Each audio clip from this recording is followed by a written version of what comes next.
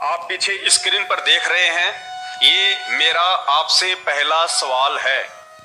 यदि आप मुझे इसके जवाब में गलत साबित कर देते हैं तो आप 1 लाख रुपया जीत सकते हैं।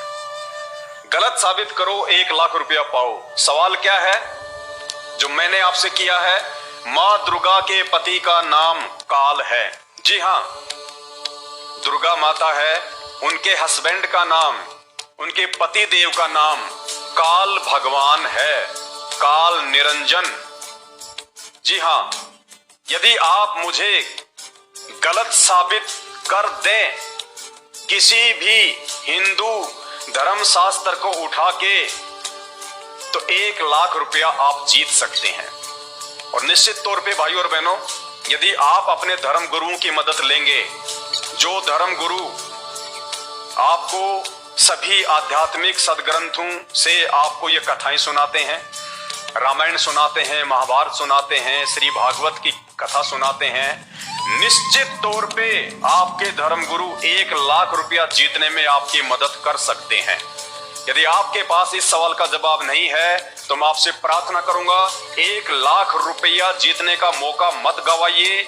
आप अब की बार जब भी आश्रम में अपने गुरुदेव के पास में जाएं, आप उनकी कथा में जाएं, तो आप उनके सामने ये सवाल रखिए कि गुरुदेव, शेरा वाली माता दुर्गा के पति का नाम क्या है? और यदि वो आपसे कहें कि बेटा उनका कोई पति नहीं है, माता जी तो आदि अनादि हैं, आदि शक्ति हैं, उनका कोई पति नहीं है, तो आप उनसे सवाल कीजिए कि महाराज जी, हमारे हिंदू समाज में कोई भी जो कंवारी बहन होती है, लड़की होती है, वो 16 श्रृंगार नहीं करती है। माता जी ने नाक में श्रृंगार कर रखा है, कानों में कुंडल पहन रखे हैं, माथे पे बिंदी लगा रखी है, हाथों में माता जी ने जो है कंगन पहन रखे हैं, और माता जी ने 16 श्रृंगार किए हुए हैं। अगर माता जी शादीशुदा नहीं है, माता जी का कोई पति नहीं है, तो माता जी ने 16 श्रृंगार क्यों कर रखे हैं? इसलिए आप उनसे सवाल कीजिएगा। अगर आपके धर्म गुरु इस बात का जवाब नहीं दे सकते हैं, या आपके पास इस बात का कोई जवाब नहीं है, तो 1 लाख रुपए आप नहीं जीत सकते। और यदि आप चाहते हैं माता जी के पति का विवरण कहां है, कौन से ग्रंथ में है, कहां पे लिखा हुआ है कि माता जी शादीशुदा है, माता जी के हस्बैंड का नाम काल है, और माता जी आदि अनादि शक्ति नहीं है, माता जी का भी जन्म होता है और मृत्यु होती है, माता जी से ऊपर तो आदि शक्ति कोई और है। यदि आप इसका सही जवाब चाहते हैं और आप अपने आध्यात्मिक जीवन की दिशा को सही रास्ते पे लेके जाना चाहते हैं, तो आप YouTube पे जाके सर्च करें, सृष्टि रचना संत रामपाल जी महाराज। जी हां, आपको इस सवाल का हमारे धर्म ग्रंथों से, हमारे धर्म शास्त्रों से बिल्कुल प्रमाणित जवाब मिलेगा। और आप अपने धर्म गुरुओं का भी मुंह बंद कर सकते हैं। आप अपने गुरुदेव को जाके कह सकते हैं कि गुरुदेव, इतने दिनों से आपने हमें क्यों मूर्ख बनाया? आपने क्यों नहीं बताया कि माता जी से ऊपर भी कोई शक्ति है, माता जी से ऊपर भी कोई भगवान है, और माता जी तो शादीशुदा है, माता जी की भी जन्म और मृत्यु होती है। आज तक आप लोगों ने हमें क्यों नहीं बताया? जबकि हमारे ही धर्म ग्रंथों में, श्री भागवत देवी पुराण में लिखा हुआ है, गीता जी इसका प्रमाण दे रही है। तो भाइयों और बहनों, एक मौका है आपके पास में, इस सवाल का जवाब यदि आप कहीं से भी ढूंढ के ला सकते हैं, क्योंकि भक्ति का जो विधान है वो केवल 4 वेद हैं और पवित्र गीता जी हैं। ये भक्ति का संविधान है, अध्यात्म का संविधान है। यदि आप इस सवाल का जवाब दे सकते हैं तो 1 लाख रुपए आपके, और यदि आप नहीं दे सकते हैं, आपके धर्मगुरु नहीं दे सकते हैं, और यदि आप चाहते हैं कि मैं इसके विषय में और अधिक जानकारी प्राप्त करूं, मैं अपने आध्यात्मिक दायरे को और बढ़ाऊं, आज तक हम लोगों ने नहीं सुना कि माता जी का भी कोई पति है, माता जी आदि शक्ति नहीं है, माता जी से ऊपर तो और भगवान है, माता जी हमारे को पूर्ण मोक्ष नहीं दे सकती है, माता जी की भक्ति से हम 84 लाख योनियों में जाके पशु पक्षियों के जीवन भोगने से नहीं बच सकते हैं। यदि आप इन सभी बातों की विस्तार से और प्रमाणित जानकारी चाहते हैं तो आपके पास पूरे विश्व में केवल एक ही ऑप्शन है।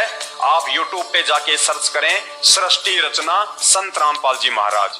आपको हमारे हिंदू धर्मशास्त्रों से प्रमाणित जवाब संत रामपाल जी के द्वारा दिखाया जाएगा। तो ये है आज का हमारा पहला सवाल। यदि आप जवाब दे पाते हैं तो 1 लाख रुपए आपके, यदि आप जवाब नहीं दे पाते हैं, आपके धर्मगुरु भी जवाब नहीं दे पाते हैं, तो आपने ऐसे अज्ञानी धर्मगुरुओं का पीछा छोड़ देना चाहिए जो मरने के बाद आपको 84 लाख योनियों में ठोकने वाले हैं। और समय रहते इस मानव जन्म का सदुपयोग कीजिए। ये मनुष्य योनि केवल परमात्मा प्राप्ति के लिए मिलती है, सच्ची भक्ति करने के लिए मिलती है। और उसके लिए आप संत रामपाल जी के YouTube पे जाके सत्संग सुनना शुरू कीजिए।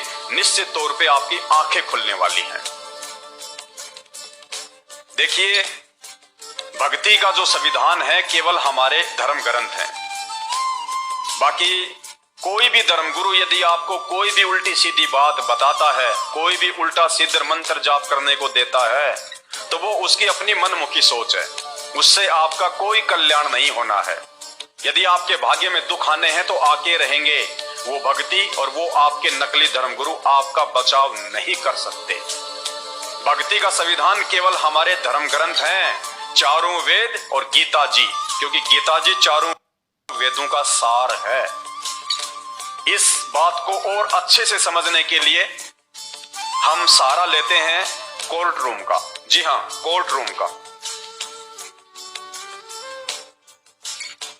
ये आप देख रहे हैं, यहाँ पे एक जज साहिबा बैठी हुई हैं, नीचे 2 वकील हैं। और जब कोर्ट में कोई मुकदमा जाता है तो एक पक्ष का मुकदमा जाएगा इनके पास, दूसरे पक्ष का मुकदमा जाएगा इनके पास। अब ये दोनों वकील जिन्होंने मोटी फीस ली है, ये अपने अपने व्यक्ति को बचाने की पूरी कोशिश करेंगे, चाहे इनको कुछ भी करना पड़े, झूठ बोलना पड़े, इनको फर्जी सबूत पेश करने पड़े, कुछ भी करना पड़े, ये अपनी साख को बचाने के लिए और अपने मुवक्किल को उस मुकदमे में जिताने के लिए जी तोड़ ये कोशिश करेंगे। मान लीजिए इस कोर्ट में एक मर्डर का मुकदमा आ जाता है, दोनों पक्ष के वकील बैठे हुए हैं, ये जज साहब बैठे हुए हैं, सुनवाई हो रही है। ये दोनों कोशिश करेंगे, ये अपने व्यक्ति को बचाने की कोशिश करेगी, ये भाई साहब अपने व्यक्ति को बचाने की कोशिश करेंगे। ये कहेंगे कि जज साहब इस मुकदमे में ये धारा नहीं लगती, ये कहेंगे जज साहब इस मुकदमे में ये धारा नहीं लगती है, जज साहब इस व्यक्ति ने ये कांड नहीं किया है, जज साहब इस व्यक्ति ने यही कांड किया है। ये दोनों वकील अपनी अपनी तरफ से पूरी कोशिश करेंगे। अब ये जज साहिबा क्या करेंगी, ये इन दोनों की बातें बड़ी ध्यान से सुनेंगी और इन दोनों की बातें सुनने के बाद में जब ये निर्णय लेती हैं, जब ये कोई जजमेंट देती हैं, तो ये इन वकीलों की बातों के आधार से नहीं देती हैं कि वकीलों ने जैसा बोल दिया वैसा इन्होंने फैसला दे दिया। ये इन दोनों की बातें बड़ी ध्यान से सुनेंगी और ध्यान से सुनने के बाद में फिर ये खुद निर्णय करेंगे कि वास्तव में इस व्यक्ति ने क्या अपराध किया है और इस अपराध की सजा क्या है। अब वो कहां से निर्णय करेंगी कि इस अपराध की क्या सजा है। ये ग्रंथ देख रहे हैं आप, ये कानून की किताब है, ये कानून का संविधान है। ये यहां से निर्णय करेंगी, ना कि इन वकीलों की बातों पे यकीन करेंगी। ये वकील तो झूठ भी बोल सकते हैं, फर्जी दस्तावेज भी पेश कर सकते हैं अपने व्यक्ति को अपनी फीस के चक्कर में बचाने के लिए, लेकिन अंतिम निर्णय जो इसने करना है वो केवल संविधान से करना है। ठीक इसी प्रकार भक्ति का जो संविधान है वो ये नकली धर्मगुरु नहीं है, ये धर्मगुरु नहीं है। मान लीजिए ये धर्मगुरु है, और आपको भक्ति करनी है, आपको पूर्ण मोक्ष प्राप्त करना है, अपने वर्तमान समय में भी आपको सुख सुविधाएं जो है वो प्राप्त करनी है भक्ति से, तो ये धर्म गुरु जो हैं इनकी मनमुखी बातों पे हमने यकीन नहीं करना है। हमने यकीन करना है हमारे सदग्रंथों के आधार से। हमारे जो धर्म ग्रंथ हैं,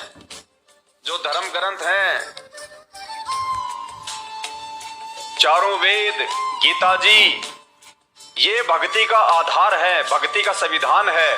कोई भी गुरु आपको कोई भी भक्ति बताए, कोई भी साधना बताए, कोई भी आपको जप करने का मंत्र दे दे, तो आपने ये निर्णय करना है कि मुझे गुरुजी ने जो आरती दी है, जो मंत्र दिया है, जो विधि बताई है, जो कर्म कांड बताए हैं, क्या वो कर्म कांड करने का आदेश गीता जी में और चारों वेदों में है या नहीं। यदि गीता जी में और चारों वेदों में उस भक्ति का कोई नामो निशान नहीं है, जो हमारे को इन धर्मगुरुओं के द्वारा जो भगवान बताए जा रहे हैं कि ये पूर्ण परमात्मा है, ये सर्वशक्तिमान है, आप इनकी भक्ति करो, आपकी मुक्ति हो जाएगी, आपको सुख प्राप्त होंगे, तो जो मंत्र और जो भगवान हमारे धर्मगुरु हमें बता रहे हैं, क्या वो मंत्र जाप चारों वेदों में और गीता जी में क्या प्रमाणित है? अगर नहीं है तो वो मनमुखी भक्ति है, और मनमुखी भक्ति से ना आपका वर्तमान जीवन सही होगा, एक समय ऐसा आएगा आपके परिवार पे दुखों के पहाड़ टूट पड़ेंगे। उस समय वो मनमुखी साधना, मनमुखी मंत्र, वो नकली भगवान और वो अज्ञानी धर्मगुरु आपका कोई साथ नहीं देंगे। तो भक्ति का आधार है हमारे धर्म ग्रंथ, चारों वेद और गीता जी।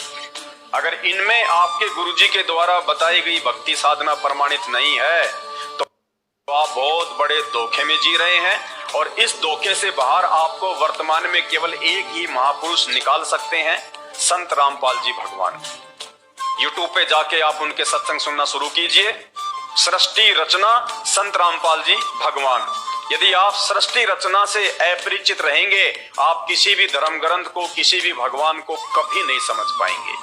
सृष्टि रचना इन सभी धर्म ग्रंथों को समझने की मास्टर की है, और ये सृष्टि रचना इस पूरे विश्व में केवल संत रामपाल जी ने हमारे ही धर्म ग्रंथों से निकाल के अपने सत्संगों में बताई है। तो चलिए अब हम आगे बढ़ते हैं अपने दूसरे सवाल की तरफ। यदि आप दूसरे सवाल के जवाब में मुझे गलत साबित कर देते हैं तो ये 1 लाख रुपए आप जीत सकते हैं। जी हाँ, 20 सवाल हैं, ध्यान से सुनिए। एक का भी यदि आपने सही जवाब दे दिया, यदि आपने मुझे गलत साबित कर दिया, आप 1 लाख रुपया जीत सकते। जाएं तो YouTube पे जब तक आप उनके द्वारा बताई गई सृष्टि रचना को नहीं पढ़ेंगे, नहीं समझेंगे, तब तक आपको किसी भी धर्म का कोई भी धर्म ग्रंथ समझ में नहीं आएगा। भाई और बहनों, 2 घंटे से मुझे थूक बिलोने का कोई शौक नहीं है।